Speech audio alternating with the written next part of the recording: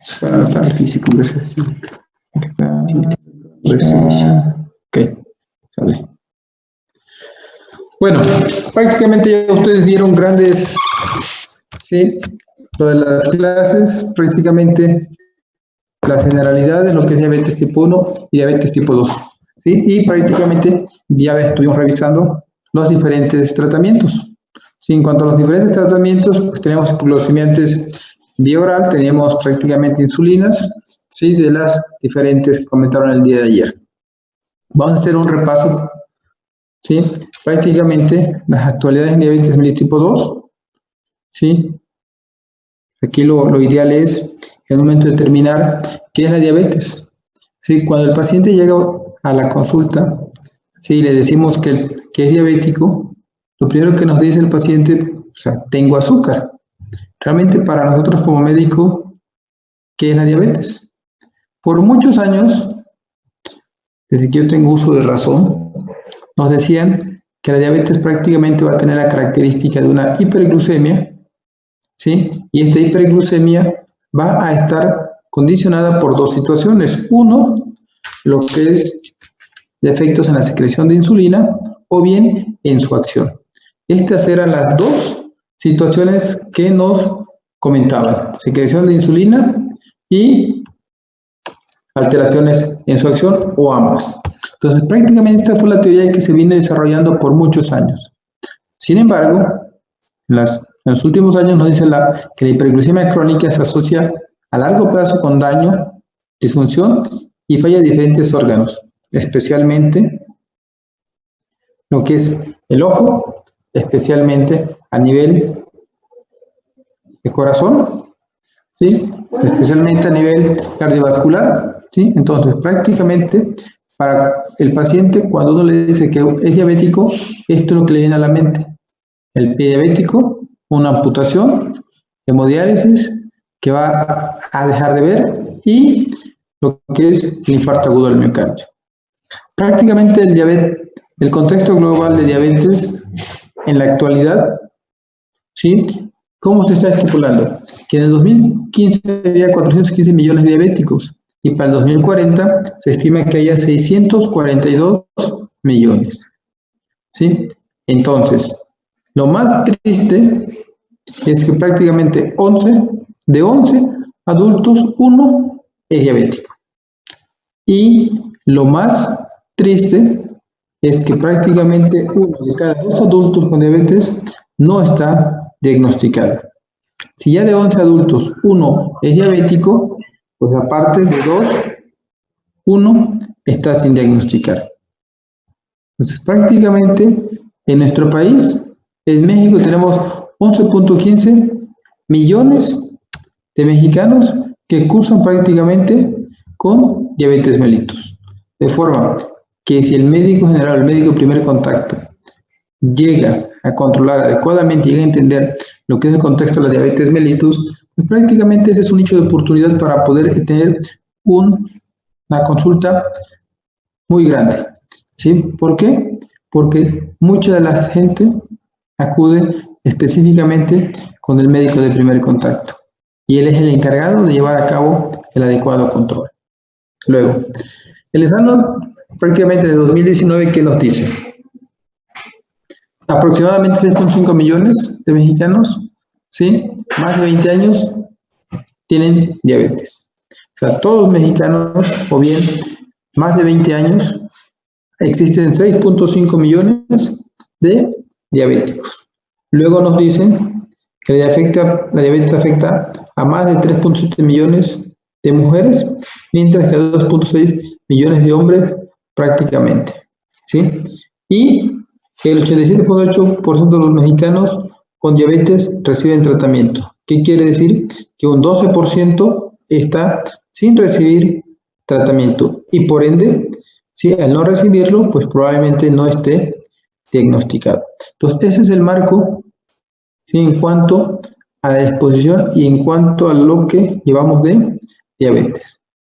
Y prácticamente, sí, ya en la actualidad y de acuerdo a los estudios que realizó De Front, nos dijo: espérame, no solamente es la acción, Y no solamente es la alteración en la secreción de glucosa o en su acción, tenemos 8 mecanismos los cuales pueden llegar a estar alterados que van a condicionar un estado de hiperglucemia.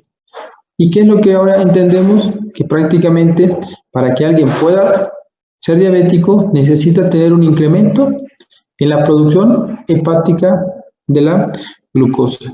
Entonces, prácticamente el hígado como tal, al momento en que uno ingiere alimentos, el hígado debe dejar de producir glucosa.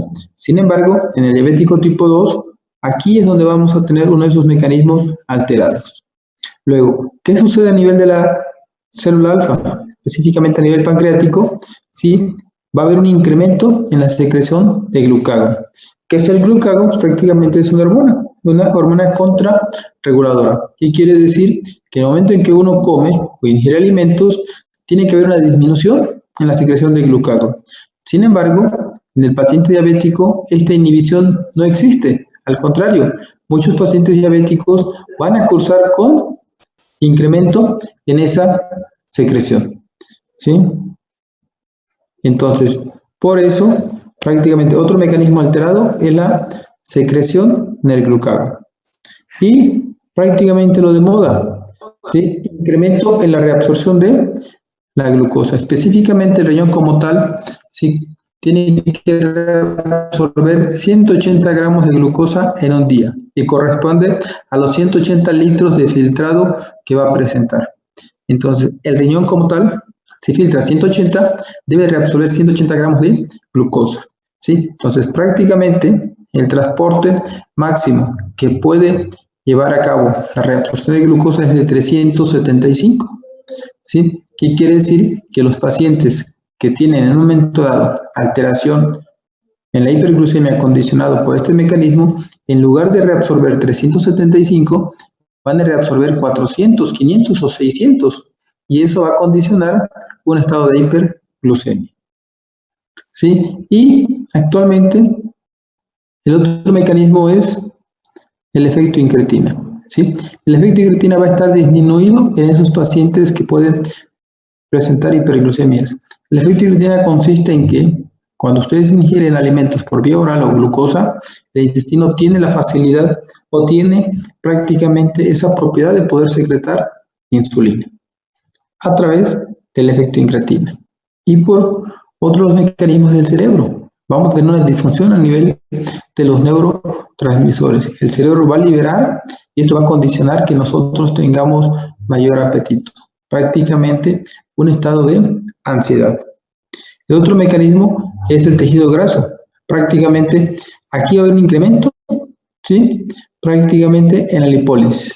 Y obviamente al incrementar esta liberación de grasos libres por lipólisis va a condicionar mayor incremento de peso y estados de hiperglucemia.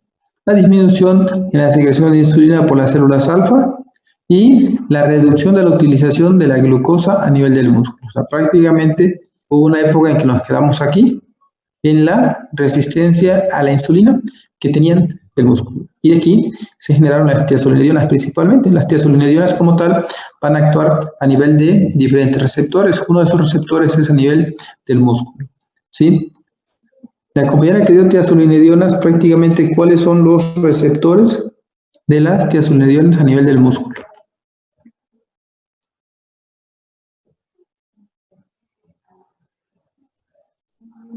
No vino a la clase.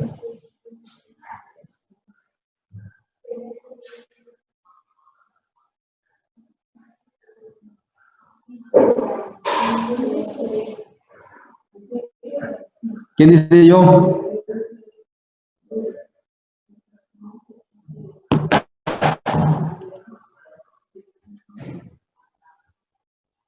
Emiliano.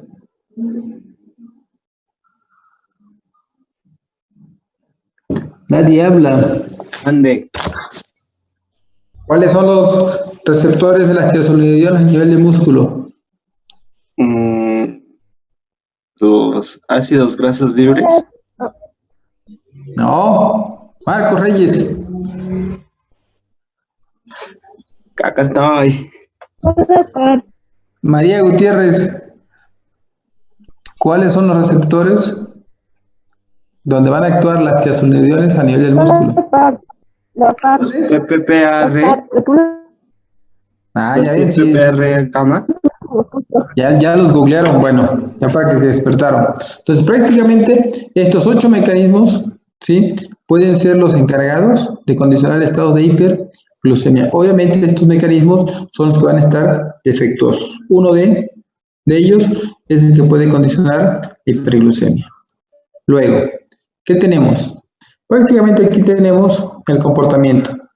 El momento en que nosotros decimos que un paciente se encuentra en un estado prediabético, que ya en la actualidad pues ya no se usa como tal, pueden existir dos cosas. Uno, en este momento la glucemia se mantiene, ¿sí? Y esa glucemia se va incrementando. En el momento en que esta glucosa se va elevando, se establece el diagnóstico de diabetes y es cuando nosotros tenemos que establecer tratamiento.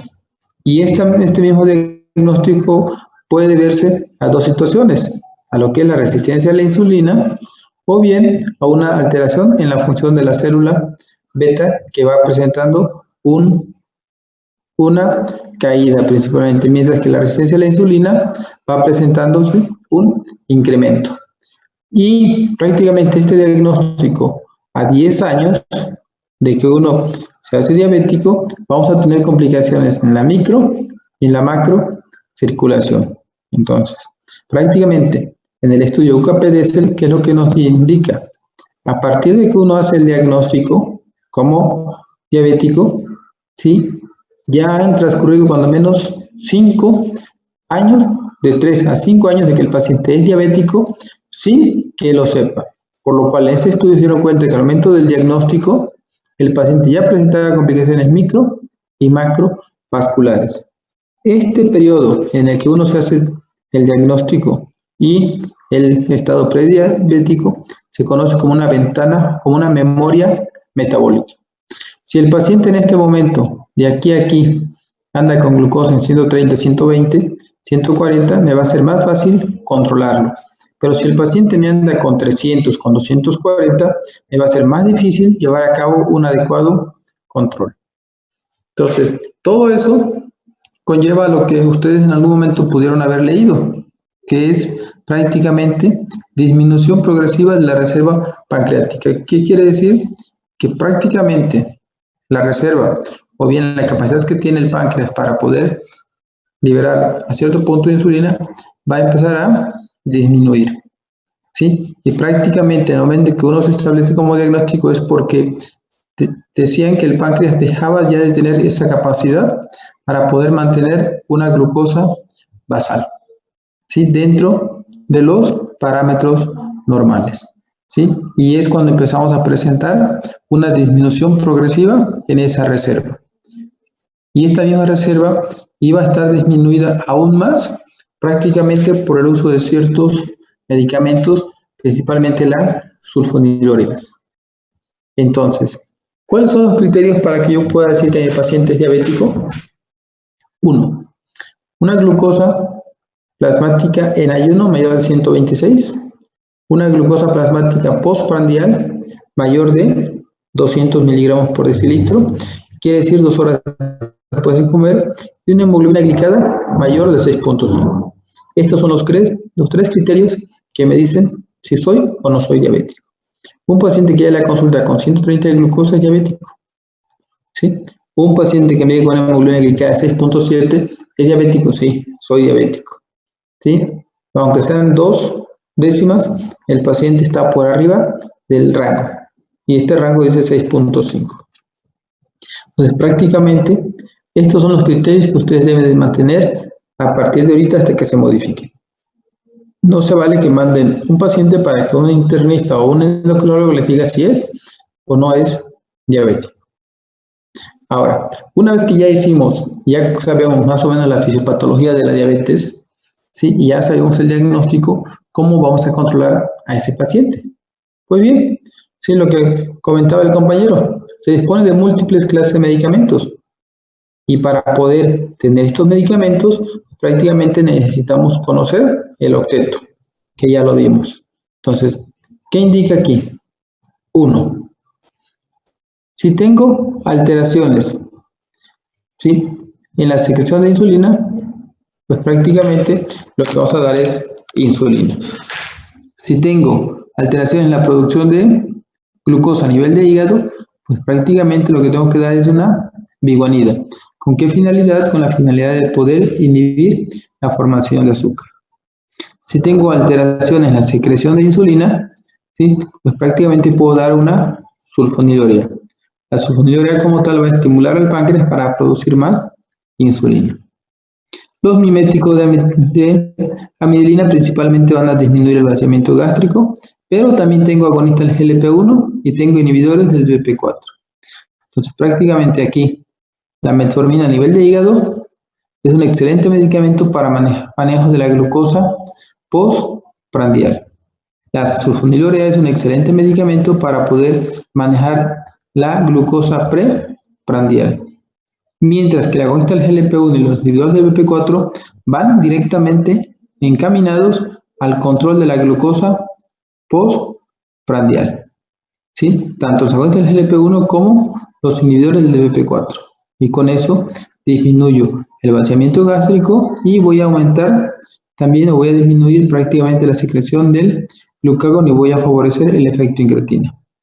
Y a nivel intestinal, prácticamente tengo los inhibidores de la glucosidasa, ¿sí? Pues prácticamente el efecto que tienen estos medicamentos es producir una diarrea osmótica, ¿sí? Además, los inhibidores del BP4 y los agonistas del GLP-1 van a actuar específicamente también a nivel cerebral para llevar a cabo esa inhibición de los neurotransmisores, como está aquí, específicamente. Tengo agonistas de dopamina, que aquí en México no los usan, ¿sí? Pero a nivel renal tengo los inhibidores de los GLT2, que van a condicionar los inhibidores de los GLT2, van a inhibir la reabsorción de la glucosa, ¿sí? Prácticamente los GLT2 como tal van a reabsorber glucosa en el túbulo controlador proximal, y si yo doy un inhibidor, pues prácticamente toda la glucosa la voy a excretar. Y por último, ¿cómo voy a manejar prácticamente la captación de la glucosa a nivel del músculo? Pues prácticamente utilizando una tiazotidionas. Entonces, de aquí yo necesito determinar qué medicamentos van a manejar la glucosa preprandial y qué medicamentos van a manejar la glucosa postprandial, ¿sí? ¿Por qué? Porque la glucosa plasmática postprandial y la glucosa plasmática en ayuno van a ser las responsables de que yo tenga un adecuado control en la hemoglobina glucosilar. Si yo controlo mi glucosa plasmática en ayuna, pero no controlo mi glucosa plasmática postprandial, ¿sí?, de nada me va a servir porque va a haber una repercusión a nivel de la hemoglobina glucosilar. ¿Qué requiero? Controlar esta, que tiene un mayor porcentaje en la repercusión de la hemoglobina glucosilar, ¿sí? ¿Y eso en base a qué? Prácticamente esto es lo que nos dice Diabetes Care, que en el 2002, que si nosotros controlamos la glucosa plasmática en ayuno, aquí tengo un 30% y un 70% de glucosa postprandial, me va a permitir que yo tenga una hemoglobina glucosilada menor a 7.3. Pero si yo tengo una glucosa plasmática en ayuno de un 70% y solamente tengo un control del 30% de la glucosa postprandial, va a permitir que yo tenga una hemoglobina glicada mayor de 10.2. Y quiere decir que prácticamente, sí, quien me va a dar la pauta para un adecuado control de la hemoglobina glicada va a ser la hemoglobina, va a ser la glucosa postprandial. Y no lo que erróneamente hacíamos en la época de los 90, en el 2000, en el cual los médicos manejaban más lo que era la glucosa preprandial, olvidándose del comportamiento de la glucosa a nivel postprandial. Entonces, ¿cuáles son las metas para que yo pueda llevar a cabo un adecuado control glucémico? 1. Una hemoglobina glicada menos del 7%, una glucosa plasmática en ayuna entre 80 y 130 miligramos por decilitro y una glucosa plasmática postprandial menos de 180. Obviamente, estas metas de control van a ser individualizadas, basándose en el tiempo de ser diabético, la edad y las diferentes condiciones de morbilidad y comorbilidad. ¿Qué quiere decir? va a ser muy diferente que yo le ponga hemoglobina glicada menos del 7% a un señor de 75 años, ¿sí? Que en comparación con un paciente joven de 30 años. Al paciente joven de 30 años lo tengo que apretar para llevarlo a menos de 7, mientras que un adulto mayor de 75 años lo puedo mantener sin ningún problema en 7.5 o bien 8, para evitar que me haga estados de hipoglucemia. Entonces, en base a la fisiopatología, en base a los diferentes medicamentos y a las metas, pues ya tenemos diferentes fármacos para el manejo de la misma, ¿sí? Entonces, aquí en México, como les había comentado, ¿sí? El médico mexicano tiene preferencia para la utilización de antidiabéticos orales. ¿Por qué? Porque le tiene miedo a la insulina. Prefiere mantener al paciente con diabéticos orales que iniciarle insulina. Y vemos que el 70% de pacientes médicos mexicanos ocupan principalmente de diabéticos orales. El 11% solamente insulina y el 8% maneja antidiabéticos orales más insulina. ¿Qué quiere decir? Una combinación. Mientras que el 12% de pacientes están sin tratamiento farmacológico. ¿Qué es lo más angustiante? Que esta parte del pastel hay que ver qué tanto está controlado o qué tanto solamente le hacemos al cuento. Entonces, ¿qué sucede? Desde un inicio, esta es la historia natural en cuanto al tratamiento de la diabetes. Al inicio, cuando se hace el diagnóstico, ¿qué indicamos? Dieta y ejercicio. Si el paciente no se mantiene con hemoglobina glicada en rangos, iniciamos con monoterapia, un antidiabético oral. Aquí es donde empezaban a utilizar la metformina. Si el paciente no mejora, en automático utilizan dosis más altas, ¿sí? Para llegar al paciente a una meta. Después se utilizan una terapia combinada. Prácticamente pueden utilizar una vigonida más una sulfonilurea. Si ya con esa combinación de la vigonida y sulfonilurea o bien una sulfonilurea con una tiazolonidiona, si no mejora, entonces ya utilizan prácticamente el antidiabético oral más una insulina basal. Si con esto no llevamos a la meta al paciente, lo que utilizaban después era un antidiabético oral con múltiples inyecciones diarias de insulina, hasta que prácticamente se empezaron a utilizar lo que llamamos esquemas basales bolus, basal plus, ¿sí? Que son inyecciones múltiples de insulina. Entonces, prácticamente esta es la historia natural de lo que hacemos hoy en día con el paciente diabético. Obviamente, en lo que yo inicio mi paciente con dieta y en lo que le inicio insulina, han pasado en promedio 10 años y esos 10 años van a repercutir prácticamente en lo que es la salud del paciente. Y aquí estamos. Retraso en la intensificación del tratamiento. Entonces, en el momento en que hacemos el diagnóstico, pasan 3 años para que yo inicie tratamiento, ¿sí? Y luego 6.9, o sea, 7 años para intensificar el tratamiento con 1 o 2 antidiabéticos orales y prácticamente a los 10 años podemos valorar ya el inicio de insulina. Aquí ponen 7 años, ¿sí? Lo más común es que se utilice prácticamente a los 9 o los 10 años. Este retraso en la intensificación del tratamiento es lo que ustedes van a encontrar en los libros como inercia médica o inercia clínica, y en la cual tenemos 3 factores. El factor médico, en el cual el paciente se niega a incrementar el tratamiento médico por miedo a hipoglucemias, o bien el paciente no lleva dieta, no cuenta con recursos económicos para comprar el medicamento, o bien el sistema de salud no tiene más que 2 o 3 medicamentos que van a evitar que el paciente llegue a las metas. De forma que, en un estudio retrospectivo de corte, si el paciente con diabetes tipo 2, se llevó a cabo este estudio en el cual los pacientes tomando un antidiabético oral, ¿sí? Mantenían prácticamente mínimo el control, 7.2, 7.2, 6.9, ¿sí?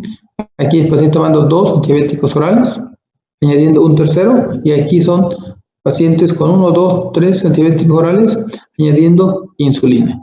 Prácticamente el 7%, 7.1 tenían mayor del 7% de hemoglobina glicada, el rojo más del 7.5% de hemoglobina glicada, y el azul prácticamente aquí, todos tenían prácticamente arriba de 8% de hemoglobina glicada. Entonces, a pesar de esta intensificación, no pudimos llevar a nuestro paciente a una meta, ¿sí? Entonces, ¿qué nos indica? Que prácticamente el fármaco inicial va a permitir que nosotros disminuyamos de 1.5 a 2% lo que corresponde a la hemoglobina glicada. La segunda adición nos va a permitir que bajemos de 0.6 a 1%. Y una tercera adición solamente el 1% de hemoglobina glicada. ¿Qué quiere decir? Que aquí empezamos con un fármaco y aquí ya tenemos 3. Y la diferencia entre uno con el tercero es mínimo en cuanto al control de la hemoglobina glicada. Entonces, ¿cuál es la eficacia que nos presentó el compañero en cuanto al uso de los diferentes medicamentos? Él nos habló sobre los inhibidores de la alfa glucosidasa. Solamente van a reducir un 19% del total de la hemoglobina glicada. Los inhibidores de PP4 van a disminuir prácticamente un 39% en el control de la hemoglobina glicada. ¿Por qué? Porque los inhibidores de PP4 van a actuar a nivel de la glucosa postprandial. Obviamente, ¿sí? Es el componente fundamental para llevar a cabo también el control de la hemoglobina glicada. Las glitazonas, un 40%, específicamente son las tiazolinidionas, van a favorecer en cuanto a disminuir la resistencia a la insulina con el músculo. Las glinidas, en lo particular no las he utilizado, ¿sí? Pero vean aquí los inhibidores de los GLT2, hasta un 46% en cuanto a la hemoglobina glicada. Y obviamente el estándar de oro, siempre por su efecto, van a ser las sulfonilureas. El uso de las sulfonilureas van a disminuir hasta un 55% la hemoglobina glucada, ¿sí? Entonces, prácticamente todo esto quiere decir que las sulfonilureas son un excelente medicamento para el adecuado control de la diabetes, siempre y cuando el paciente tenga características, ¿sí? ¿Por qué? Porque también las sulfonilureas van a condicionar cuadros de hipoglucemia por el incremento en la secreción de insulina. Entonces, ¿y qué tenemos en cuanto a las sulfonilureas? Pues prácticamente aquí estamos combinando la glimepirida, que es el Amaryl, que es una sulfonilurea de tercera generación, contra la glibenclamida. ¿Cuál de los dos va a presentar menos hipoglucemias? Y aquí vamos a evidenciar glibenclamida, prácticamente es una incidencia severa de hipoglucemias, de acuerdo al tratamiento, 84%, mientras, bueno, la glimepirida prácticamente reportó menos 84% de riesgo en hipoglucemia. ¿Por qué?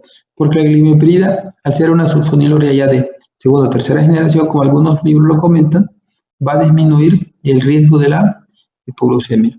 De igual forma, la glimepirida, como tal, no va a subir de peso como lo hacía la glibenclamida, ¿sí? Prácticamente la glimepirida, el gran beneficio que tiene es que con poquito va a producir mucha insulina y de esta manera va a favorecer lo que es la disminución de la reserva pancreática. Entonces, este fue un estudio prospectivo de comparación de ambas sulfonilureas. Entonces, actualmente la glibenclamida como el Amaryl es un excelente medicamento para un adecuado control de la glucosa preprandial. Dosis máxima 6 miligramos, dosis mínima 2 miligramos al día. Y puede ser combinado para el manejo de la glucosa postprandial, principalmente lo tienen combinado con metformina, llamándose Amaryl XM. Ahora, si yo voy a combinar o a comparar lo que es la glimepirida, que es una sulfonilurea, contra vidagliptina, que es un inhibidor del PP4, pues obviamente el que va a tener mayor potencia para el control de la glucosa, ¿cuál es? Pues la glimeperida. ¿Por qué? Porque es una sulfonilurea de primera generación, de segunda generación, tercera generación, y su efecto es la secreción de insulina. Mientras que la vidagliptina es un inhibidor del PP4 y lo único que va a hacer es prevenir la glucosa postprandial al favorecer el efecto incretina. ¿Qué quiere decir?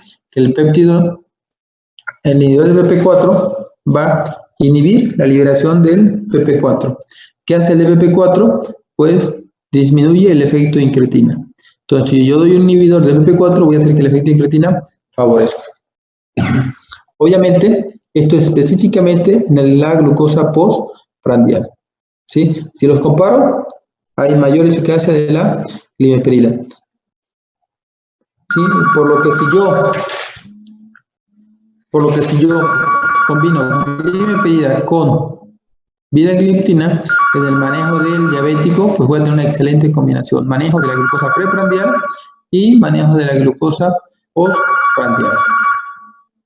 Entonces, prácticamente, aquí ¿qué tenemos? Aquí tenemos una combinación, ¿sí?, de la rapidez con el que se logró la mente de control en comparación con el P4. Nuevamente, aquí tenemos otra unidad del P4 que es la sitagliptina, que es lo que llamamos Hanumet. Y aquí combino glimeperida más metformina, resultó ser más rápido en el logro de la meta de control. Efectivamente, si yo combino glimeperida con metformina, pues le voy a pegar más duro a la sitagliptina. Si por sí solo la glimeperida le pega a un inhibidor del P4, ahora combinado, pues mucho mejor. Aquí vemos cómo la sitagliptina disminuye de 8.28 a 7.6 la hemoglobina glicada, mientras que el uso de una sulfonilurea de 8.24 me lo va a disminuir a 7.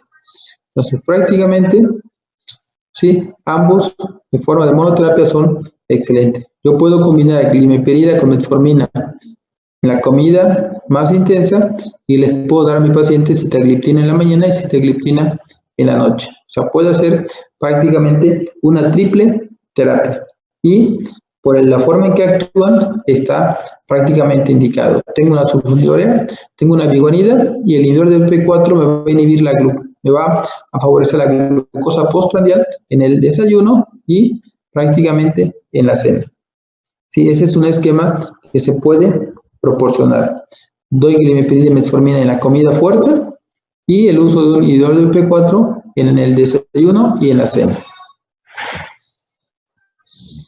Prácticamente aquí está una combinación de glimeperida comparándose con clopropamida y la glibenclamida. Prácticamente la glimeperida como tal es la de última generación. La clopropamida lo que tiene es un mecanismo que tiene una liberación muy prolongada. Te la tomas el día de hoy y cuando menos tarda 72 horas en hacer efecto o en mantenerse antes de ser eliminada. La gran característica es que con esto yo voy a repercutir en la reserva pancreática. Vean, aquí tengo este diámetro y al utilizar glibenclamida disminuye la reserva pancreática. Mientras que en la glimeperida, utilizo glimeperida y voy a mantener prácticamente, ¿sí?, el funcionamiento o la masa pancreática. Sí, la respuesta insulínica a la glucosa fue preservada en los islotes incubados con glimeperida, no así con la clor y la glibenclamida. Estas dos, tanto la glibenclamida como la clopropamida, ya no tendrían por qué estar en el cuadro básico. Entonces, reducción de la hemoglobina según la intervención. Y estilo de vida con la pura dieta, yo tengo prácticamente una disminución esperada de hemoglobina entre 1 al 2%. Metformina de 1 al 2%, sulfonilurea de 1 al 2% y la insulina de 1.5 a 3.5. Entonces, aquí tengo la agonista del GLP-1 de 0.5 a 1% y el inhibidor del P4 de 0.5 a 0.8. Esto es prácticamente en base al reporte de Diabetes Care del 2009. Sin embargo, yo creo que en la realidad deja mucho que desear, ¿sí? La metformina tiene potencia, pero no me baja la hemoglobina glicada a menos del 2%, ¿sí? La sulfonilurea yo creo que tiene más potencia. Y tanto la agonista del GLP-1 como el del P4 actualmente tiene una excelente respuesta, sobre todo en el